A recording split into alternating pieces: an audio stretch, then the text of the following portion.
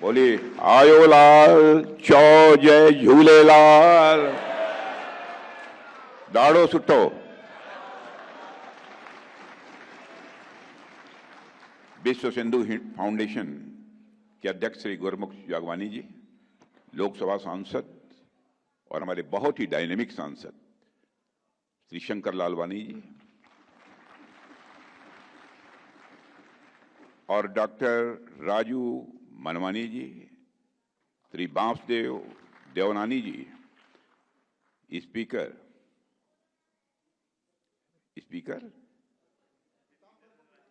अच्छा पीताम्बर को, श्री श्रीचंद जी कृपलानी, श्री भगवान दास जी शबनानी, श्री अशोक जी रोहानी, श्री कुमार जी एलानी, डॉक्टर पायल कुकरानी, श्री किशोर अजमाणी और यहाँ मौजूद हमारे सिंधी समाज के सभी सम्मानित बहनों एवं भाइयों, जिस समय मुझे आमंत्रित किया गया इस कार्यक्रम के लिए, तो मैं सच कहता हूं कि मुझे बेहद खुशी हुई है।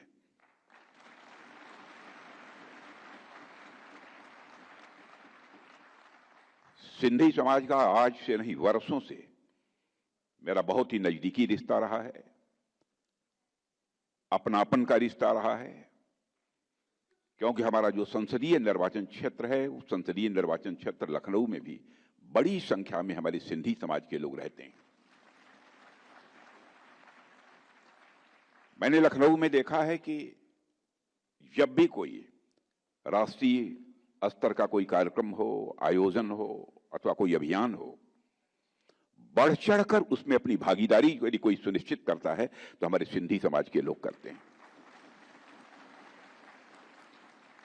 आज मैं जब आप सबके बीच यहां पर खड़ा हूं, इस मंच पर आते ही मुझे याद आई श्रद्धेय संत आसुराराम जी महाराज की। हमारे लखनऊ में रहते थे, प्रायः मैं जाता था तो उनका दर्शन करता था, लेकिन विधि का विधान है, जो आया है उसे शरीर त्यागना ही है। अब वो हमारे बीच नहीं रहे, मैं आप सबके बीच अपनी तरफ से भी उन्हें श्रद्धांजलि अर्पित करता हूं। साथियों, आप सबके बीच इस कार्यक्रम में उपस्थित होकर सचमुच मुझे बेहद खुशी हो रही है। और आप सब जानते होंगे कि रामायण में एक श्लोक है, जिस श्लोक में राजा दशरथ जी कहते हैं, प्राचीना सिंधु सौवीरा सौराष्ट्रा दक्षिणा पथा।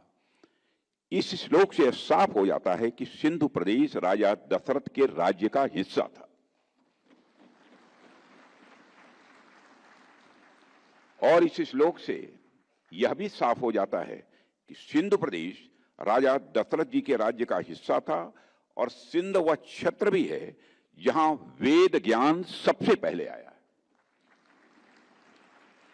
ओम का उच्चार भी यहां सबसे पहले हुआ है। यही इसकी विशेषता है।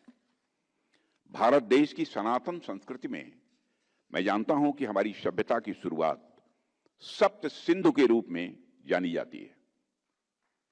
जहां मां गंगा को हमारी संस्कृति में सबसे पूज्य माना गया है, वही सिंधु नदी तो भारतीय अस्मिता की सबसे बड़ी प्रतीक मानी जाती है। और आप में से कई लोग इस बात को जानते होंगे कि दूसरे देशों में भारत की पहचान ही सिंधु नदी से की जाती है, जिसे रोमन लोगों ने इंडस रिवर कहा है। भारत के बारे में जिस पश्चिमी इतिहासकार ने लिखा है उसका नाम है मेगास्थनीज और उसकी किताब का नाम है इंडिका। यानी भारत की कल्पना आप सिंधु नदी के बिना तो कर ही नहीं सकते। भारत के विभाजन के कारण मेरे साथियों, सिंधु नदी का एक बड़ा हिस्सा आज तो पाकिस्तान में चला गया है। पूरा सिंध प्रांत ही आज पाकिस्तान में है, मगर इसका अर्थ यह नहीं है कि सिंध और सिंधी समाज का महत्व हमारे लिए आज कम हो गया है। इसका यह मतलब नहीं है। हमारे लिए उनका महत्व आज भी उतना है जितना हजारों साल पहले था। और यही कारण है कि साल 2005 में सुप्रीम कोर्ट ने हमारे राष्ट्रगान से सिंध शब्द निकालने की याचिका को खारिज करते हुए कहा था कि सिंध शब्द केवल एक भौगोलिक स्थान से जोड़कर नहीं देखा जाना चाहिए, क्योंकि यह शब्द भारत और सिंधी समाज की सांस्कृतिक पहचान से पूरी तरह जुड़ा हुआ है। आज भी हम लोग बड़े गर्व से गाते हैं पंजाब, सिंध, गुजरात, मराठा, और आगे भी गाते रहेंगे, सदैव गाते रहेंगे। जब तक हमारा अस्तित्व है तब तक हम गाते रहेंगे। और साथियों, आज हम जब सिंधी समाज की बात करते हैं तो हम केवल एक समुदाय की बात नहीं करते हैं, बल्कि एक ऐसी विरासत की बात करते हैं जो सनातन का अटूट हिस्सा है, जिसकी जड़ें भगवान राम से जुड़ी हुई हैं, जिसने हमारी संस्कृति और सभ्यता को समृद्ध करने में अपना बहुत बड़ा योगदान किया है। ऐसी विरासत को मैं हृदय से प्रणाम करता हूं। देवियों और सज्जनों, आज सिंधी समाज भारत और विश्व भर में अपनी मेहनत और प्रतिभा के लिए जाना जाता है। सिंधी समाज ने अपनी मेहनत से, अपनी प्रतिभा से भारत में ही नहीं बल्कि विश्व में एक अपनी पहचान बनाई है, और सिंधी समाज ने अपनी अनूठी पहचान को बराबर बनाए रखा है। यह सिंधी समाज की सबसे बड़ी विशेषता है। चाहे वह सिंधी भाषा की मिठास हो, या संत काव्य हो, या फिर सिंधी कला की जीवंतता हो, यह हमारी साझा परंपराओं को दर्शाते हैं। और साथियों, विभाजन के कठिन दौर में जब सिंधी समाज को अपनी जन्मभूमि छोड़नी पड़ी थी, पलायन करना पड़ा था, मैं मानता हूं तब भी आपने हिम्मत नहीं हारी थी। यह आपकी विशेषता है। आपने न केवल अपने लिए एक नई शुरुआत की, बल्कि व्यापार, शिक्षा, कला और सामाजिक सेवा के क्षेत्र में जो आपने अभूतपूर्व योगदान दिया है, उसे किसी भी सूरत में भुलाया नहीं जा सकता है। और साथियों, सिंधी समाज के संतों और महान आत्माओं ने मानवता को बहुमूल्य संदेश दिए हैं। इस सच्चाई को भी कोई नकार नहीं सकता है। मैं आज महाकवि चैनराय स्वामी, संत कंवर राम जी, संत रामदास साहिब, स्वामी लीला शाह, स्वामी शांति प्रकाश सहित सभी सिंधी संतों को शीश झुकाकर नमन करता हूं। और मैं आज साधु टी.एल. वासवानी जी को भी याद करना चाहता हूं, जिन्होंने अपने प्रयासों से शिक्षा के क्षेत्र में एक अमिट छाप छोड़ी है। और साथियों, उन्होंने वेजिटेरियन लिविंग के विचार को बढ़ावा देने के लिए और एनिमल वेलफेयर की दिशा में महत्वपूर्ण जो कार्य किए हैं, उसे यह भारत देश कभी भूल नहीं सकता है। मेरे बहनों भाइयों, जैसा कि मैंने पहले भी कहा है, इस कार्यक्रम में आकर मुझे बेहद खुशी हो रही है, और इस प्रसन्नता का एक और कारण है, वह है इस कार्यक्रम का प्रायोजन।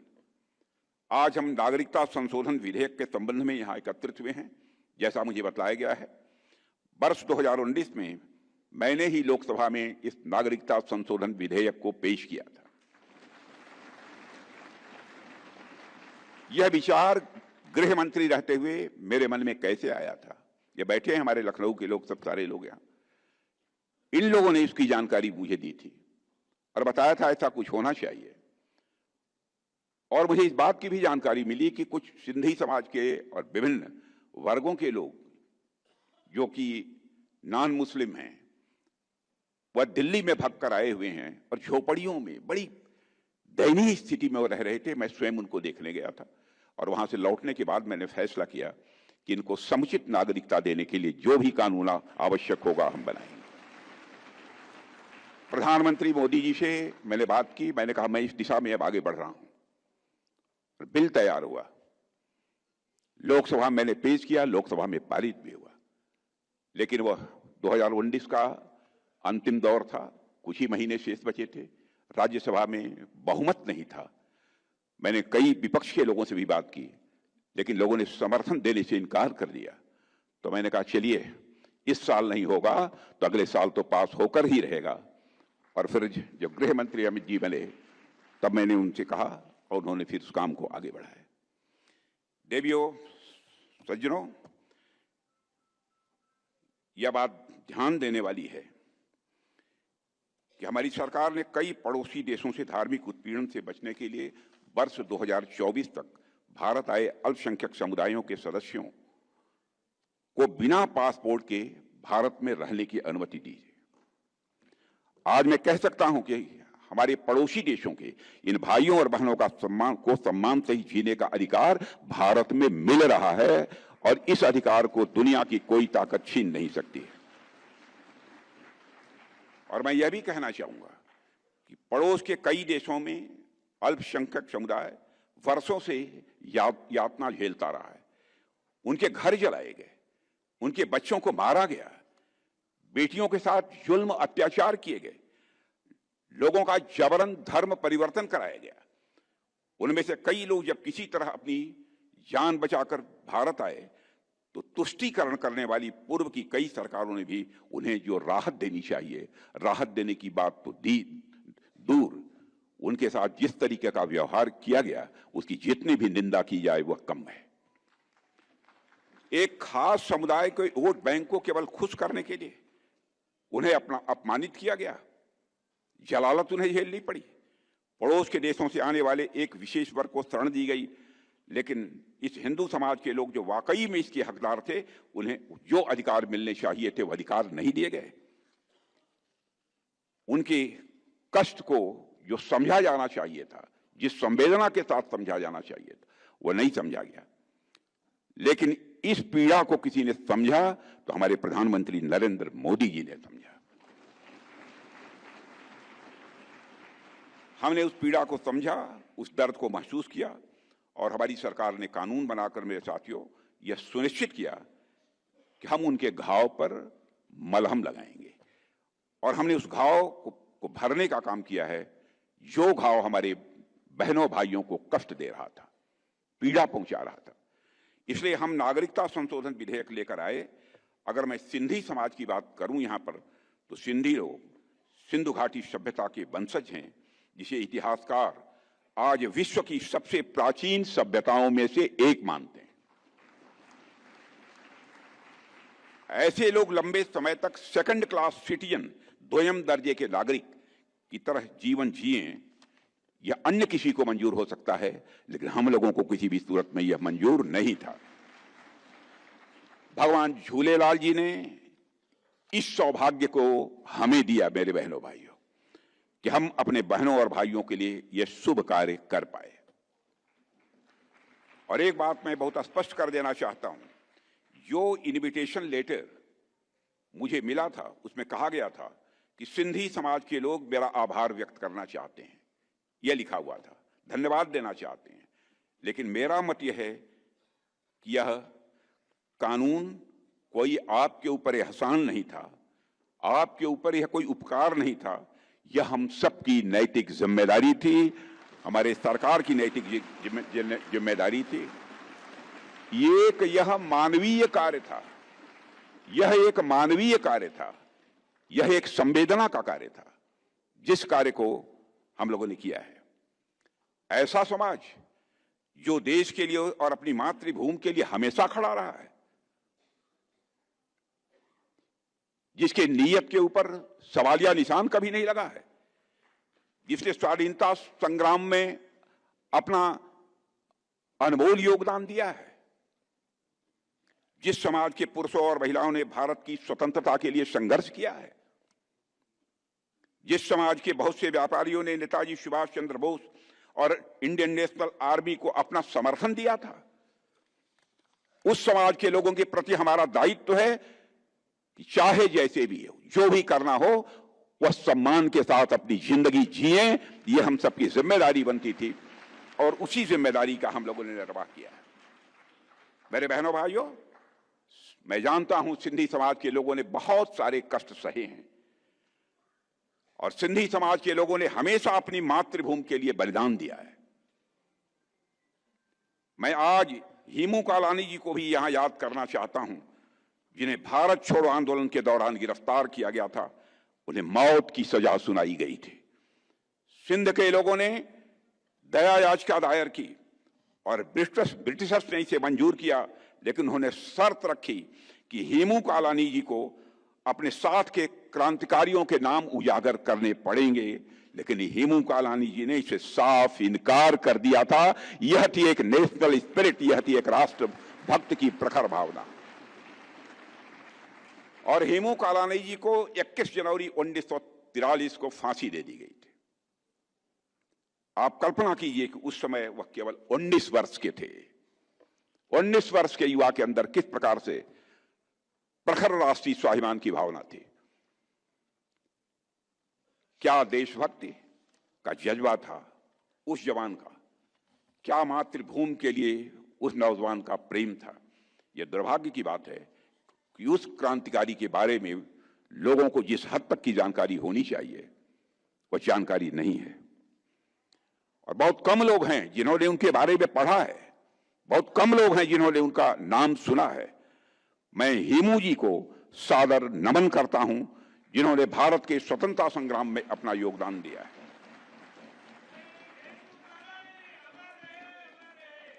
साथियों, वर्ष 1947 में जब भारत स्वतंत्रता का उत्सव मना रहा था, तब विभाजन की त्रासदी की वजह से बहुत बड़ी जनहानि हुई थी और लाखों लोगों को अपने घरों से विस्थापित होना पड़ा था।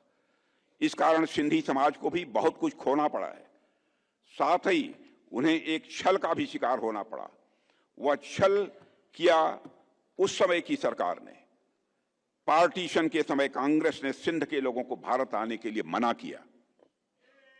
पार्टीशन के समय सिंध के लोगों को आने के लिए उन्होंने मना किया, जबकि उन लोगों को पता था कि सिंध में हिंदू माइनॉरिटीज को कितना खतरा था।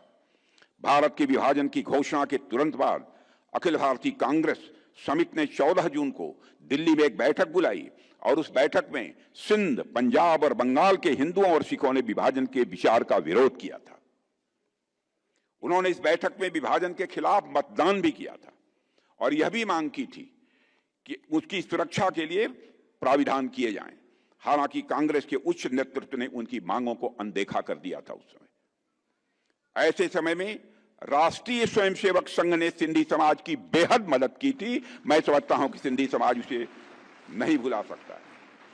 संघ ने हिंदू समाज के लोगों को सेल्फ डिफेंस ट्रेनिंग भी दी थी और 1943 से लेकर 1947 तक संघ के तत्कालीन सरसंघ चालक श्री गोलवलकर जी ने कई बार सिंध का दौरा भी किया था।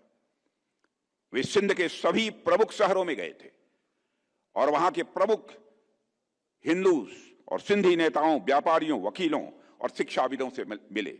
और जब अगस्त 1947 के प्रारंभ में उन्होंने कराची का दौरा किया तो लाखों की संख्या में सिंधी हिंदुओं ने उनका स्वागत किया था। इस दौरान संघ से सिंधी जुड़ाव स्वाभाविक रूप से बढ़ा था। और साथियों, भारतीय जनता पार्टी हमेशा से सिंधी समाज के लोगों और उनकी संस्कृति के पक्ष में खड़ी रही है और भविष्य में सदैव खड़ी रहेगी।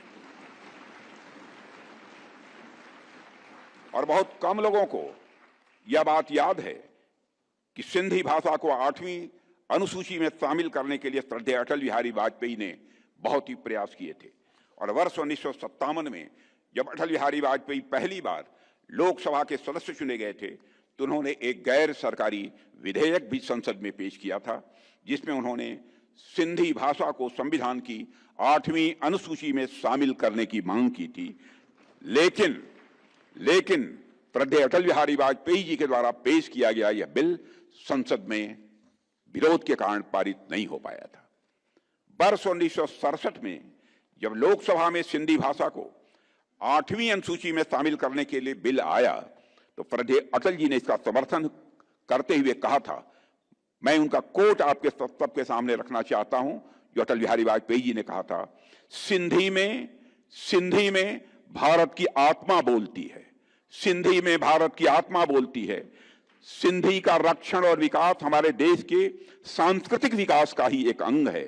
मैं हिंदी भाषी हूं, लेकिन सिंधी मेरी मौसी है और मैं सिंधी का उतना ही आदर करता हूं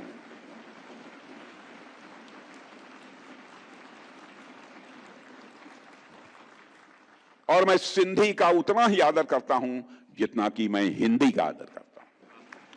यह अटल बिहारी वाजपेयी जी ने कहा था। यह स्टेटमेंट इस बात का सबूत है कि हम हमेशा से ही सिंधी लोगों के सम्मान के लिए खड़े हुए हैं, उनके हक के लिए खड़े हुए हैं और सिंधी समाज के अधिकार के लिए बहनों भाइयों खड़े हुए हैं और भविष्य में भी जब भी जरूरत होगी खड़े होते रहेंगे। और हाल ही में महाराष्ट्र की एनडीए सरकार ने सिंधी विस्थापितों को उनकी जमीन का मालिकाना हक दिलाने के लिहाज से एक विशेष अभय योजना 2025 लागू की है और यह योजना सिंधी समुदाय के लिए सम्मान और सुरक्षा की प्रतीक है, जिससे 3 पीढ़ियों को न्याय मिल रहा है इस पहल के कारण।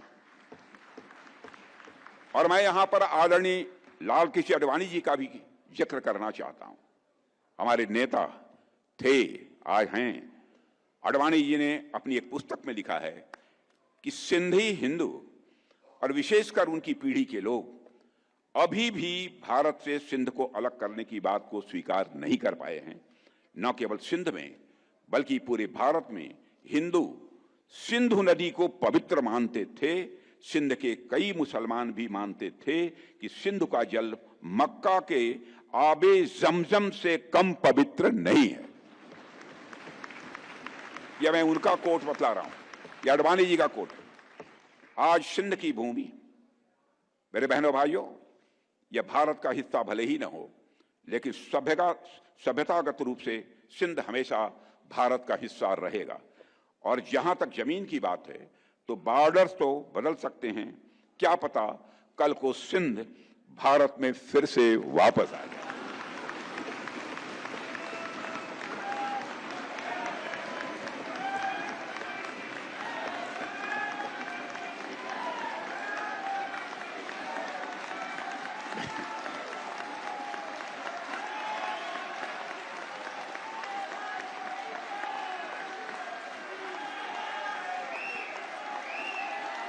लेकिन सिंध के हमारे लोग